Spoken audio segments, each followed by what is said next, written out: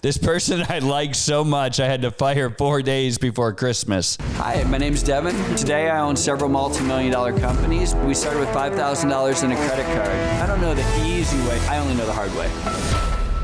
Welcome, everyone, to the Whiteboard Entrepreneur Podcast, where I give straightforward advice for the entrepreneur in all of us. I am Devon Dickinson.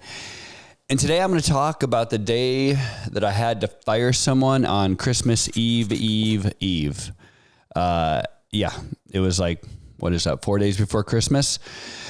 I told you before that one of the reasons I do this podcast and all of these social media outlets is because I want people to have learned from my mistakes. And I also really want to learn from my mistakes. And so I share pretty intimate stories with you all because I think, well, for one, they're just true, right? And it's just real life. But for two, I think the more real and transparent that I can be with you all, the more vulnerable you'll see that I am, and hopefully you can be. And through vulnerability, I think we really learn. And so I share these stories with you, because they're hard stories, right? I don't enjoy sharing these. They make me a little uncomfortable. They make me sad, sometimes emotional. But I've always learned from these mistakes, and therefore I want to share them with you. And so this one is a hard one, right? I had to fire someone 4 days before Christmas, and I share this for a few reasons. Number one, let me tell you, first off, it was the right decision. And I'm going to come back to that. That's how we're going to close with that. So, before I don't want this to be a depressing one, right? There is a very happy ending to this story. But at the same time, it's very sad. So, we had a person who was working for us, and we all kind of recognized at many points during this person's career that they were miscast for the position that they were in. And that's what I want you guys to understand. This is where this miss happens oftentimes as leaders. They were miscast for the position that they were in. Now, the reason why we allowed this person to continue on was because we liked them so much, right? So now you're starting to see this story come together. It's even in some ways sadder, right? This person I liked so much, I had to fire 4 days before Christmas. Brutal, right? Brutal. But they were miscast for the position, but we really liked the person. And so we allowed this person to stay in the position while they continue to have serious mistakes, faults, shortcomings, trip-ups, and we all kind of, looked the other way, right? We just kind of looked the other way. And I'm sure right now stories are popping into your head right now. I'm certain of it. If you have employees, I'm certain that this is popping into your head. If not, learn from my mistakes. But we've literally gone, oh, man, but we really like this person. And you know what? It'll be fine. Whatever. I'll deal with it. I will deal with it later. Another mistake. Dang it. Well, let's talk to him, kind of slap him on the wrist and deal with it later, right? Because we really like him, right? We pull him in and be like, man, we really like you. We believe in you, blah, blah, blah, blah, blah. But we never really addressed the fact that he was incapable of doing the job that he was assigned. And what we should have done is literally kind of wrote out the job spec and showed him the job spec and said, dude, this isn't you. This is you. All these great qualities, all these great traits, all these great attributes. We love you. You're all of these things, but this job is these other things, right? And we need to get you in a position that does these things.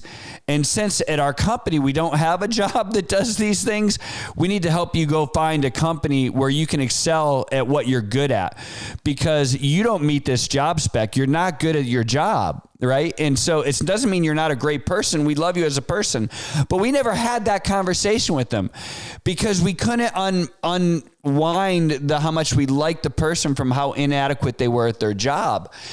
And this is what a great leader should be able to do. And I've learned from people that work for me that do this really well, where they're like, they can really separate how much they like the person from their ability to do the job.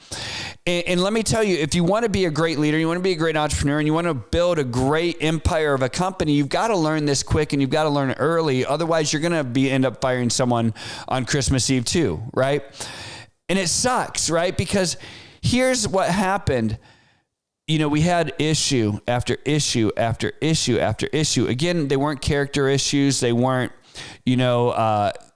quality of person issues. They weren't anything, ethical. They were just his inability to do his job. And he would just trip and trip and trip and trip and trip over and over and over again. And we all kept looking away. Well, eventually the trip was so bad and the mistake was so impacting to the company that I had to do something. I had to let this person go. And otherwise, like all the people underneath him were suffering. All the people in his department were suffering. And so they were beginning to lose faith in me as a leader and lose faith in the company. And so I had to do something when this terrible mistake happened. Unfortunately, it happened to be like 4 days before Christmas. And so I had to call him into my office, and we did it as merciful as we could. We tried to, give him some stipend and send him on his way, and, really tried to help him have a soft landing and make it through the holidays and all that. But I had to terminate him 4 days before Christmas. Super, super sucky story. Well, the rest of the story gets better because he eventually, after, the new year, went and found a position. Guess what position he found? He found all these other jobs, what he was actually good at. Like this whole a series of specs that he was good at. He did not take another position doing what we had him doing. He went and actually did the spec that he was good at. About a year and a half later, so he reached out to me, sent me an email or something, said, hey, I know it's really rough there, blah, blah, blah. But, at the end of the day, I ended up in a really good position. And, I want to kind of thank you for firing me. Right? So it was, again, I'm going to tell you, listen, does not make it right? It does not make it right, because what would have been right is if I had dealt with the issue much, much earlier, right? If I had dealt with the issue earlier, number one, he wouldn't have worked for us for 2 years in a position that wasn't good for him. How do you think when he went home at night and put his head on the pillow, do you think he slept good? Knowing that he's not doing his job well? Absolutely not. What do you think that brought to his anxiety? What do you think that happened to his relationships with his children and his spouse? How do you think that felt to him? That whole year and a half when he was failing, even though, and he was a smart guy, right? So I'm sure he even saw in our face that we knew he was failing, but I'm sure he saw almost like a pity on our face. And he knows he's only keeping his job because we like him. How does that help his self-esteem? How does that help his confidence? How does that get him from here to over here where he should have been? It would have been more courageous and more merciful and more loving for me a year and a half before to said, hey, bud, listen, this is a job spec. I really like you, but you're not hitting this job spec.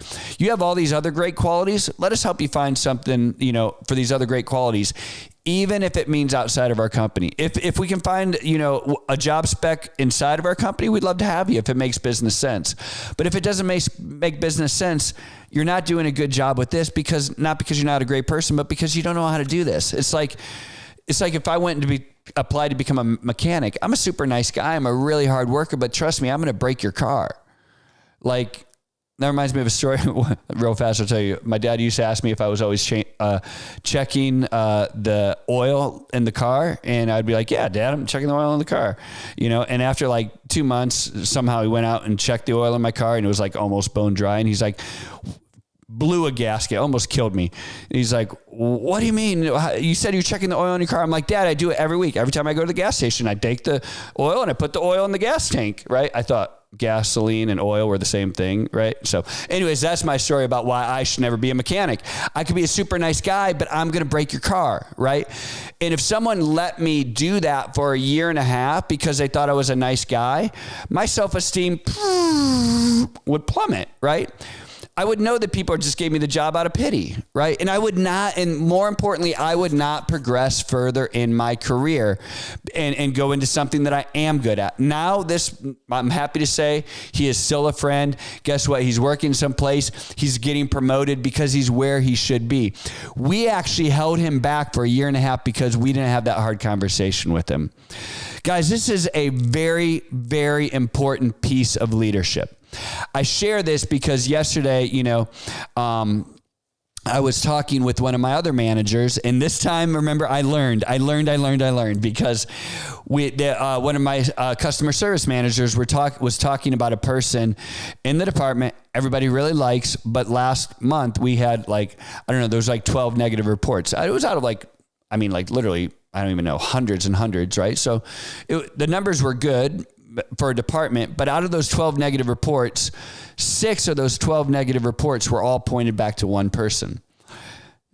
I mean, pretty clear, right? Pretty cut and dry. And they're like, well, this person's only been here for 4 months. And I'm like, hold on, time out. Let me tell you a story, right?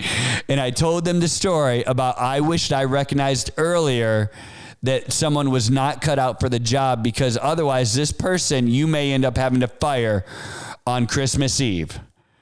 And they're like, I get it, right? And so, and again, I'm not saying we don't give people time to develop, but it was pretty obvious after a very short time period that this person was miscast and that we needed to do something about it. Hopefully we can find another position somewhere for them in the company. That'd be great. If not, we simply need to have the hard conversation and say, hey, this is what this job spec is, and this is what you're good at. They don't really match. Let us help you find some place where you can be a great match so that someday we're not firing you on Christmas. And here's the thing, that person ended up coming back and thanking me. I'm not saying every time this happens, people are going to be like, oh my gosh, I have the best boss ever. They fired me and they sent me on my way. Like, listen, this is like, we don't all sit around the campfire and hold hands and sing Kumbaya, and everybody doesn't get along great. And you're not going to get a thank you card from everyone that you do this for. But trust me, a great leader does these type of things. They do it regardless of, the if they ever get thanked or not, because most likely you won't be thanked, right? But it's the right thing to do. And it's the hard way. Like I've told you before, I only really know the hard way. Business is tough, right? Doing the right thing is tough, and it takes courage. I hope this helps. I'm Devon. This is a Whiteboard Entrepreneur. Thanks for joining us. I give straightforward advice for the entrepreneur and all of us. Have a great day. Take a quick moment and hit that subscribe button for more content.